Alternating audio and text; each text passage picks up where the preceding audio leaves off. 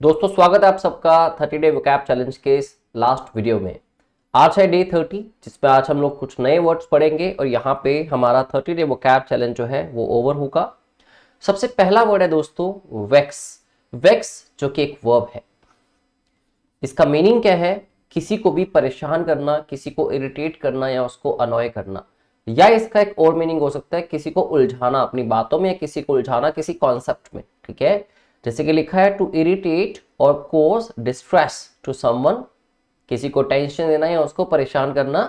It can also mean to puzzle और worry someone, किसी को उलझाना या उसको परेशान करना। ठीक है, अनॉय बेसिक वर्ड है, आप सब यूज करते होंगे, सुना होगा। एजिटेट, एजिटेशन क्या होती है? डिस्ट्रप्शन किस तरह की वरीज, टेंशन। तो एजिटेट करना मतलब किसी को वरी देना, ठीक है, या फिर उसको इरिटेट करना या डिस्ट्रप्शन उसकी लाइफ में लेके आना या डिस्ट्रेस लेके आना। ऐसे ही बोदर इसके लिए एक सिनोनिम है, वर्ब है। इन्फ्यूरिएट, इन्फ्यूरिएट का मतलब पर्टिकुलरली यही होता है किसी को इरिटेट करना या फिर किसी को गुस्सा दिलाना। To make someone angry, important word है दोस्तों, प्लीज ध्यान रखना। इन्फ्यूरिएट आपके एग्जाम पॉइंट ऑफ व्यू से टू मेक समवन एंग्री, या सिंपली आप इसको फ्रस्ट्रेट करना भी कह सकते हैं। ठीक है, या परप्लेक्स करना, परप्लेक्स करने का मतलब क्या होता है? टू कंफ्यूज समवन, किसी को बेविल्डर करना या उसको पजल करना। ठीक है, उसको उलझाना मींस परप्लेक्स करना। इसी से हम लोग एक पास्ट पार्टिसिपल पढ़ते हैं परप्लेक्स्ड। तो परप्लेक्स्ड का मीनिंग आपको क्या पढ़ाया था मैंने? कंफ्यूज्ड। ठीक है, तो कंफ्यूज्ड है कोई, दैट मीन्स वो परप्लेक्स्ड है। आप किसी को उलझा रहे हैं तो आप उसको कंफ्यूज कर रहे हैं, मतलब उसको परप्लेक्स कर रहे हैं, तो ये वर्ब हो जाती है। ठीक है, अब उसके ऑपोजिट वर्ड्स हैं किसी को डिलाइट करना, उसको खुशी देना, उसको शांत करना, सूद करना, अपीज करना या फिर उसको कंफर्ट देना। ठीक है, तो किसी को परेशान करने के बजाय उसको शांत करना। राइट, यूजेज है the constant noise from the construction site. अब जो लगातार आ रही आवाज थी कंस्ट्रक्शन साइट थी से बिगेन टू वेक्स, उसने क्या स्टार्ट कर दिया? फ्रस्ट्रेट करना, इरिटेट करना स्टार्ट कर दिया रेजिडेंट्स को ऑफ नेबरहुड। ठीक है, जो आस पड़ोस पे रेजिडेंट्स रहते थे। किसी की बातें आपको वेक्स कर सकती है तो किसी का बिहेवियर आपको वेक्स कर सकता है। ओके, अगला वर्ड है दोस्तों रिडंडेंट। रिडंडेंट जो कि एक एडजेक्टिव है, हर वो चीज जो अननेसेसरी है, ठीक है, या फिर रिपीटेटिव है, मतलब बार बार उस चीज को करे जा रहे हैं आप, बार बार उस चीज को लिखे जा रहे हैं, मतलब वो रिपीटेटिव है बहुत ज्यादा, या फिर वो अननेसेसरी है जिसको आप रिपीट किए जा रहे हैं, वो सुपरफ्लुअस है। जैसे आप इंग्लिश ग्रामर में पढ़ते हो ना सेंटेंस स्ट्रक्चर के अंदर, कि अगर एक सेंटेंस में ऑलरेडी एक नेगेटिव वर्ड है फिर से एक नेगेटिव वर्ड को ऐड कर दिया तो सुपरफ्लुअस हो जाता है। आप सेंटेंस को नेगेटिव बनाना चाहते हो एक ही वर्ड से बनाओ ना, जैसे कि nobody can never trust you. तो इसमें देखिए सेंटेंस नेगेटिव बनाना था लेकिन दो वर्ड नेगेटिव लगा दिए, ये भी और ये भी। तो नेवर की जगह अगर मैं एवर कर देता हूं तो सेंटेंस करेक्ट हो जाता है। इसमें कहते हैं हम सुपरफ्लुअस मिस्टेक है, मतलब अननेसेसरीली आपने एक्स्ट्रा वर्ड्स को, नेगेटिव वर्ड्स को यूज कर रखा है, जबकि नोबडी से सेंटेंस नेगेटिव बन चुका है। तो nobody can ever trust you. या फिर मैं ये लिखूं I should have to attend these classes. अब इसमें आपने अगेन सुपरफ्लुअस मिस्टेक क्या करी? एक मॉडल वर्ब लगा ली थी शुड, फिर से हैव टू भी लगा दिया। ठीक है, तो एक ही मॉडल वर्ब आ सकती है, या तो आप कहेंगे I should attend these classes, मुझे करनी चाहिए, या आई हैव टू, मुझे करनी होंगी। ठीक है, मजबूरी है या फिर किसी ने ऑर्डर दिया है। तो कोई एक मॉडल वर्ब ही यूज करनी थी, ना कि दोनों यूज करनी थी। तो उसको हम रिडंडेंट कह सकते हैं। ठीक है, something that is no longer needed, जिसकी जरूरत है नहीं, या फिर रिपीटेड है अननेसेसरली। ठीक है, तो अननेसेसरी कह सकते हैं इसको आप, रिपीटेटिव कह सकते हैं, या फिर सुपरफ्लुअस कह सकते हैं, जो भी चीज रिडंडेंट होगी। ठीक है, असेंशियल जो काफी इंपॉर्टेंट है, रेलिवेंट है, कंसाइज है, मतलब शॉर्ट में कही गई, ना कि रिपीटेटिव मैनर में कही गई। Okay, his speech was filled with, उसकी स्पीच भरी हुई थी रिडंडेंट फ्रेजेस के साथ, मतलब बहुत ज्यादा फ्रेजेस थे, अननेसेसरी थे, that made it unnecessarily long, जिसने इसको अननेसेसरली लंबा बना दिया। ठीक है, तो फ्रेजेस जो थे वो रिडंडेंट है। ठीक है, रिडंडेंट मतलब जिनका यूजेज नहीं था या जिनकी जरूरत नहीं थी इतनी, तो वो बन जाते हैं रिडंडेंट। ओके, अगला वर्ड है दोस्तों डिडैक्टिक। डिडैक्टिक जो कि एक एडजेक्टिव है। अब मान लीजिए मैं आपकी क्लासेस ही ले रहा हूं, ठीक है, अब मैंने इन क्लासेस को डिजाइन किया है कि मैं आपको कुछ पढ़ा सकूं, कुछ सिखा सकूं, या फिर कोई मोरल लेसन दे सकूं। ठीक है, तो मेरा लेक्चर क्या कहलाएगा, मेरा ये सेशन क्या कहलाएगा? ये कहलाएगा डिडैक्टिक। ठीक है, designed to teach people something, कुछ ऐसी चीज इसको डिजाइन किया गया लोगों को समझाने के लिए, स्पेशली अ मोरल लेसन के लिए इसको ज्यादा यूज करते हैं। इंस्ट्रक्टिव जिसमें इंस्ट्रक्शंस है, एनलाइटनिंग जिसमें लोगों की आपने बुद्धिमत्ता या उनके विजडम में एडिशन किया, उनको एनलाइटन किया मतलब उनको जागरूक किया, या फिर इंफॉर्मेटिव है मतलब उसमें आपने काफी अच्छी इंफॉर्मेशन ऐड की है, ठीक है। अनइंस्ट्रक्टिव जिसमें कोई इंस्ट्रक्शन नहीं है, बस यूं ही कुछ भी बोल दिया, यूं ही कुछ भी लिख दिया, ठीक है। या अनइंफॉर्मेटिव है, कुछ इंफॉर्मेशन तो उसके अंदर है नहीं, है कैजुअल, जैसे हम कहते हैं कई बार कैजुअल टॉक थी हमारी, तो ठीक है। कैजुअल मतलब कुछ इंफॉर्मेशन प्रोवाइड नहीं करनी थी उसने या मैंने, ना ही कुछ हमारी कुछ लुक्रेटिव कॉन्वर्सेशन थी जिससे हमें किसी को फायदा मिलना था। देखो मैंने वर्ड यूज किया अभी लुक्रेटिव, तो लुक्रेटिव होते हैं जिससे आपको बेनिफिट मिलता है, ठीक है, समथिंग बेनिफिशियल, या फिर इसको आप इंपॉर्टेंट या असेंशियल भी कह सकते हैं, ठीक है। तो ये कैजुअल कॉन्वर्सेशन थी, कैजुअल सी क्लास थी, कैजुअल सा लेक्चर था जिसमें कुछ भी इंस्ट्रक्शन या इंफॉर्मेशन नहीं थी, कुछ सिखाया नहीं गया हमें, ठीक है। तो उल्टा हो गया डिडैक्टिक का। हिज डिडैक्टिक टीचिंग स्टाइल, तो उसका जो डिडैक्टिक टीचिंग स्टाइल है मतलब इंफॉर्मेटिव या एनलाइटिंग या इंफॉर्मेटिव या इंस्ट्रक्टिव टीचिंग स्टाइल है, एंश्योर दैट, उसने क्या एंश्योर किया, the students not only learn grammar, ना कि बच्चों ने सिर्फ ग्रामर सीखी, but also understood its real world application. So इसको यूज कैसे करना है उसको भी अच्छे से स्टूडेंट्स ने सीखा, ठीक है। अगला वर्ड है दोस्तों नॉस्टैल्जिक, जैसे कि आप वर्ड पढ़ते हैं नाउन में नॉस्टैल्जिया। तो नॉस्टैल्जिया बेसिकली एक सैडनेस की फीलिंग हो सकती है या मिक्सचर ऑफ सैडनेस और हैप्पीनेस हो सकता है। ये फीलिंग कब आती है, जब अपने बचपन को या अपने पुराने बीते दिनों को या पुरानी लाइफ को याद करके या पुरानी गर्लफ्रेंड को या बॉयफ्रेंड को याद करके हम कुछ अच्छे पलों को याद कर रहे होते हैं और साथ में कुछ बुरे पल भी याद आते हैं। अच्छे पलों को याद कर रहे हैं तो सैड हो जाते हैं कि अभी वो ऐसा कुछ क्यों नहीं हो रहा, बुरे पलों को याद करते हैं तो लगता है कि अच्छा ही हुआ, लेकिन फिर भी सैड हो जाते हैं क्योंकि मोमेंट बुरे थे जो आप चाहते नहीं थे। तो नॉस्टैल्जिया, नॉस्टैल्जिया नाउन बन जाता है इसी के लिए, ठीक है। तो ये एक फीलिंग का नाम हो गया। अब जो ऐसा फील करता है वो नॉस्टैल्जिक हो गया, ये हो गया एडजेक्टिव, ठीक है।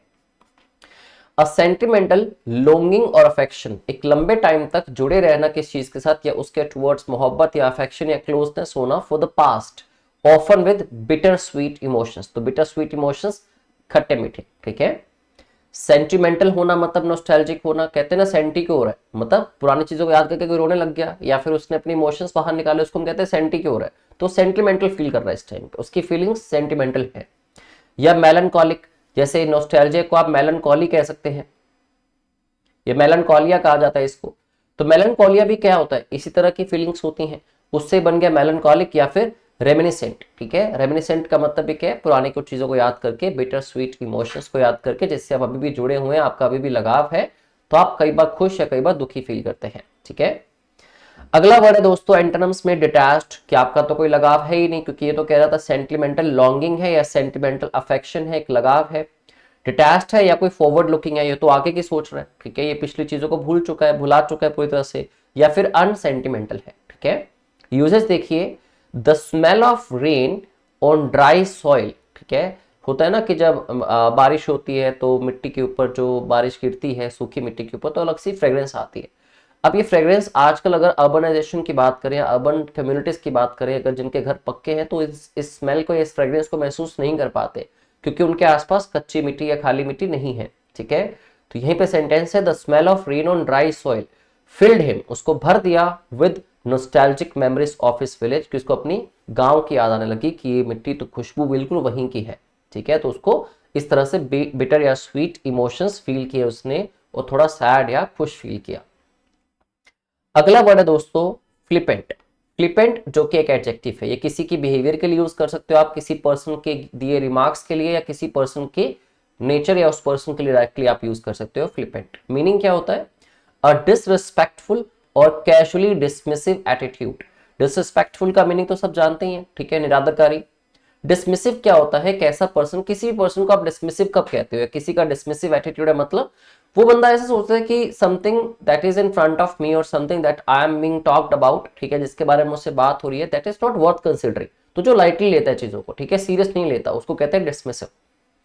एस्पेशली टुवर्ड्स सीरियस मैटर्स, जब बात सीरियस हो रही है बंदा डिसमिसिव एटीट्यूड दिखा रहा है मतलब उसको वो कंसीडर कर नहीं रहा, ठीक है, ही और she thinks this is not worth considering.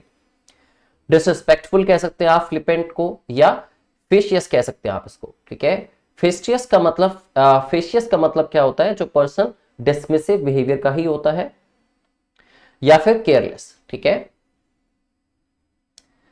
अगला एंटोनिम्स देखिए अगर हम, तो रिस्पेक्टफुल डिसरिस्पेक्टफुल का एंटोनिम हो गया, ऐसे ही सिंसियर हो गया या फिर अर्नेस्ट हो गया। अर्नेस्ट मैंने आपको पहले भी करवाया, पर्सन जो कि कमिटेड होता है किस चीज को लेके, या फिर सीरियस होता है या सीरियसली उस चीज को कंसीडर करता है।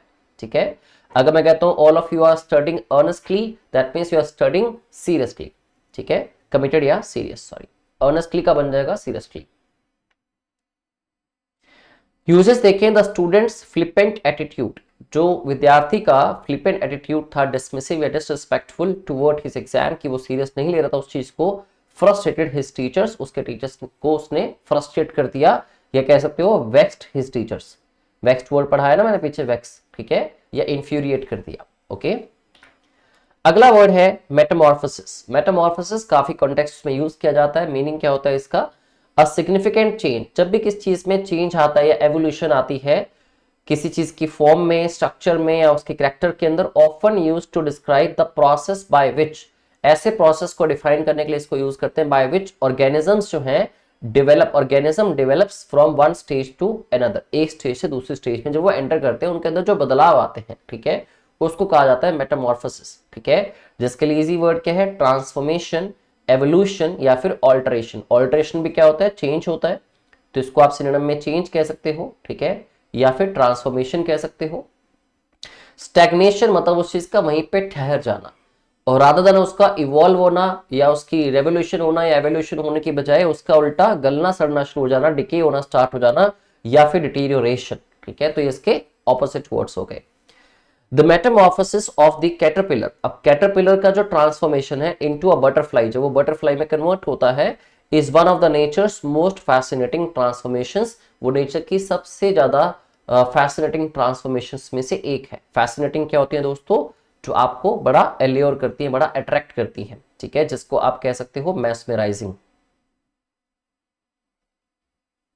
ठीक है जी, नेक्स्ट वर्ड है एक्सट्रैपोलेट। एक्सट्रैपोलेट जो कि एक वर्ब है, don't call it extrapolate, okay, this is, जैसे हमने वर्ड किया था ना EXTRAVAGANT, तो मैंने कहा था इसको एक्सट्रेवेगेंट नहीं बुलाना, आपने एक्सट्रेवेगेंट बुलाना है। ठीक है, ऐसे ही it is not extrapolate, it is extrapolate, extrapolate. Okay, verb है, मीनिंग क्या है, प्रिडिक्ट करना किस चीज को, कि पहले से कुछ आइडिया लगा लेना कुछ बेसिक फैक्ट्स के इंफॉर्मेशन के बिहाफ पे कि क्या हो सकता है फ्यूचर में।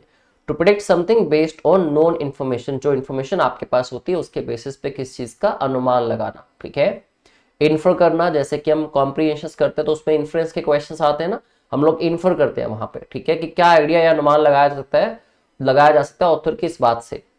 प्रिडिक्ट कर लेना, एस्टिमेट लगाना या फिर प्रोजेक्ट करना कुछ चीजों को कि फ्यूचर में क्या पॉसिबिलिटीज हैं किस चीज की। ठीक है, अब एंटोनिम्स दोस्तों, कि किसी ने मिस इंटरप्रेट कर लिया, ठीक है, उसने मिस इंटरप्रेट कर लिया मतलब अच्छी तरह से उसने आइडिया नहीं लगा पाया वो ठीक से कि फ्यूचर में क्या होगा, या उसने मिस जज कर लिया, या फिर उसने डिस्टॉर्ट किया। डिस्टॉर्ट एक इंपॉर्टेंट वर्ड है, डिस्टॉर्ट का मतलब होगा मिस जज करना। ठीक है, अब एग्जांपल्स देखिए, scientists use current climate data, scientist जो है करंट क्लाइमेट डेटा को यूज करते हैं टू एक्सट्रैपोलेट, क्या एक्सट्रैपोलेट करने के लिए, प्रेडिक्ट करने के लिए, प्रोजेक्ट करने के लिए, एस्टिमेट करने के लिए फ्यूचर टेम्परेचर ट्रेंड्स, की फ्यूचर में टेम्परेचर ट्रेंड्स कैसे रहेंगे, साल के किन दिनों में किन महीनों में टेम्परेचर हाई होगा, किन में लो होगा, किन में मॉडरेट होगा।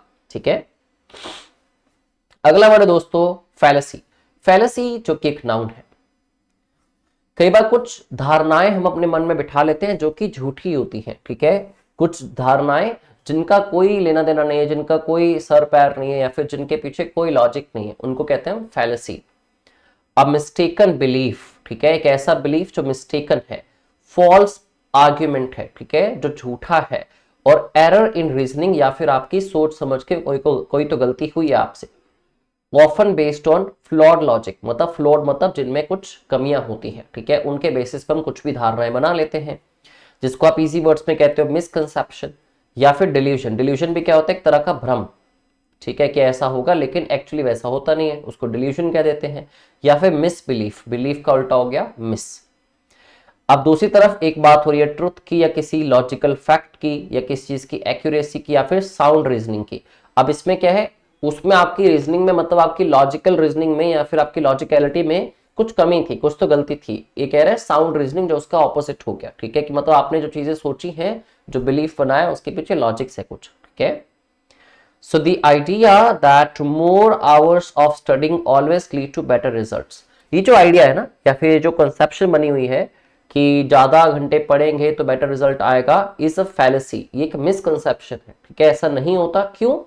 Quality matters more than quantity. तो कितने घंटे आप पढ़ते हैं, आप 8 घंटे आपने पढ़ा लेकिन फोकस आपका सिर्फ 2 घंटे के लिए था, तो 8 घंटे क्योंकि आप पढ़ रहे हैं तो आप सक्सेसफुल होंगे, दैट डजंट मीन कि वो होगा ही होगा। लेकिन कोई पर्सन 3 आवर्स पे स्टडी कर रहा है लेकिन फुल फोकस के साथ, तो इससे तो बेटर है, ठीक है। एटलीस्ट उसने अपना दिमाग ज्यादा खराब नहीं किया, लेकिन जितना पढ़ा वो इससे भी शायद ज्यादा इफेक्टिव था। तो quality always is better than quantity, right. अगला वर्ड है दोस्तों डिस्क्रीट। डिस्क्रीट जो कि एक एडजेक्टिव है। अब डिस्क्रीट लोग कैसे होते हैं, सुनिए। बीइंग केयरफुल और शोइंग गुड जजमेंट। जो लोग केयरफुल होते हैं, अलर्ट रहते हैं कि क्या हो सकता है क्या नहीं हो सकता, या फिर वो जजमेंट अच्छी दिखाते हैं, specially in keeping secrets, specially जब चीजें छुपाने की बात आती है, सीक्रेट्स रखने की बात आती है, या फिर अवॉइड करना, कॉजिंग एम्बेरसमेंट, कि जिससे कि एम्बेरसमेंट ना मिले, ठीक है। तो चीजों को छुपा लेते हैं, ये चीजों के साथ अच्छा प्ले करते हैं, तो उनको कहते हैं टैक्टफुल लोग। या फिर कॉशियस, कि कौन सी बात कहाँ बोलनी है कहाँ नहीं बोलनी, अगर यहाँ बोल दिए 4 लोग तो बड़े पढ़े लिखे हैं, मेरी कहीं इंसल्ट ना हो जाए, या फिर ये 4 लोग ज्यादा ही समझदार है, अगर मैं इनको बात बता दूंगा तो कहीं इस बात को डिस्क्लोज ना कर दे, तो बड़ा अलर्ट रहता है, वो टैक्टफुल होता है या कॉशियस होता है। जुडिशियस कहते हो जिसकी जजमेंट अच्छी है, या फिर प्रूडेंट, काफी ज्यादा एक्सपर्ट होना किस चीज में, ठीक है। तो एंटोनिम्स क्या होंगे? इनडिस्क्रीट, डिस्क्रीट का उल्टा हो गया इनडिस्क्रीट। रेकलेस, जो बेतहाशा कुछ भी कर रहा है, या फिर केयरलेस, जिसको कोई परवाह भी नहीं है कौन बैठा है कौन खड़ा है, किसकी बात को कहाँ करनी है कितनी करनी है, ठीक है, वो सीक्रेट रख ही नहीं पाएगा। तो she was discrete about her friends secret. वो बड़ी ही डिस्क्रीट थी अपनी फ्रेंड के सीक्रेट को लेके, या अपने फ्रेंड के सीक्रेट को लेके, जब वो never mentioning it to anyone, किसी को बता ही नहीं रही थी, ठीक है। तो डिस्क्रीट थी, मतलब टैक्टफुल या कॉशियस थी, कि उसको पता था कि अगर ये सीक्रेट मैं रिवील करूंगी तो इससे या तो एम्बेरसमेंट आएगी या फिर कुछ नेगेटिव इंपैक्ट्स हो सकते हैं इसके, ठीक है। अगला वर्ड है दोस्तों अमोर्टाइजेशन। अमोर्टाइजेशन जो कि एक नाउन है। देखो, जब मान लो किसी ने लोन लिया, ठीक है, अब लोन लिया उसने 20 लाख रुपीस का for a particular period of time, suppose 10 years, तो बैंक वाले कहते हैं जी आपको हर महीने 15,000 पे करना है हमें, ठीक है। तो इस 15,000 को जो ईएमआई, इक्वेटेड मंथली ईएमआई, जो उसकी इंस्टॉलमेंट पे करेगा, उस ईएमआई को पे करते रहना या उस लोन को रीपे करना स्टेप बाय स्टेप एक फिक्स्ड मैनर के अंदर, उसको प्रोसेस को कहते हैं हम लोग अमोर्टाइजेशन। या फिर किस चीज की वैल्यू में गिरावट आना। देखो ना, 20 लाख का लोन है, 1 साल हो गया भरते को, ठीक है, 15,000 के हिसाब से अगर आप आइडिया लगाते हैं उस चीज का, तो करीब 1,80,000 चला गया। तो टोटल अमाउंट के अंदर डेप्रिसिएशन आई, जो रिमेनिंग अमाउंट है, ठीक है, उसको भी क्या कह सकते हैं आप? अमोर्टाइजेशन कह सकते हैं। द ग्रेजुअल रीपेमेंट, मतलब constant repayment of a debt, किसी कर्जे की, और द सिस्टमेटिक रिडक्शन, ये सिस्टमेटिकली रिडक्शन हो रही है ऑफ एन एसेट्स वैल्यू, किसी एसेट की वैल्यू में over time, typically used in financial and accounting context. Financial accounting context में ही इस वर्ड को यूज किया जाता है अमोर्टाइजेशन को। जैसे कि रीपेमेंट कह दिया बेसिक वर्ड, या फिर डेप्रिसिएशन, किस चीज की वैल्यू में कमी आ रही है, ठीक है, मतलब अमोर्टाइजेशन के चलते, क्योंकि उसको यूज किए जा रहे हो, आप यूज किए जा रहे हो तो उसकी वैल्यू कम हो रही है। या फिर 20 लाख के अमाउंट में आप कुछ अमाउंट पे करते जा रहे हो तो उसकी टोटल अमाउंट की जो वैल्यू है वो डिक्रीज हो रही है, उसकी क्वांटिटी या फिर उसका अमाउंट डिक्रीज हो रहा है, ठीक है। ऐसे ही लिक्विडेशन, ठीक है। एंड टर्म्स क्या हो सकते हैं? कैपिटलाइजेशन। कैपिटलाइजेशन तो क्या है? उल्टा, किसी की एसेट की वैल्यू लगाना या पैसा डालना, उसको कहते हैं कैपिटलाइजेशन। अगला वर्ड है दोस्तों एक्रूअल। अब एक्रूअल का मतलब यही होता है किसी चीज के अंदर आप पैसा ऐड कर रहे हैं, ठीक है, आप या फिर लोन ले रहे हैं या फिर कोई अमाउंट उठा रहे हैं, ना कि किसी अमाउंट को रिपे कर रहे हैं, उसको कहते हैं accrual. The bank offered a 20-year amortisation plan. तो बैंक ने 20 साल का अमोर्टाइजेशन प्लान दिया, ऑफर किया फॉर द मोर्गेज लोन, जो भी मोर्गेज लोन था उसके लिए, ठीक है। तो मतलब मोर्गेज लोन, मोर्गेज क्या होता है? मोर्गेज जब तो आपने जो संपत्ति किसी बैंक में रखी है एज अ सिक्योरिटी, वो आपका मोर्गेज बन जाती है, ठीक है। तो आज की क्लास में इतने ही इंपॉर्टेंट वर्ड्स थे, इन सारे वर्ड्स को लर्न कर लीजिएगा। मेरे हिसाब से आज की क्लास में 80% वर्ड्स नए थे, रिपीटेटिव वर्ड्स 20% होंगे, वो भी जरूरी हैं आपकी रिवीजन के लिए। इसके बाद आपको कल 31 जनवरी है, जिसमें आपको शेड्यूल नया जो है अपडेट कर दिया जाएगा फरवरी के अंदर, वो कैब क्लासेस में क्या होगा, कैसे होगा, कब होगा और क्यों होगा, ठीक है। तो चलिए आगे क्लासेस में मिलते हैं। वो कैब डे 30, जो 30 डे वो कैब चैलेंज है, वो हमारा फाइनली ओवर हो चुका है। Thank you very much and have a very beautiful day ahead.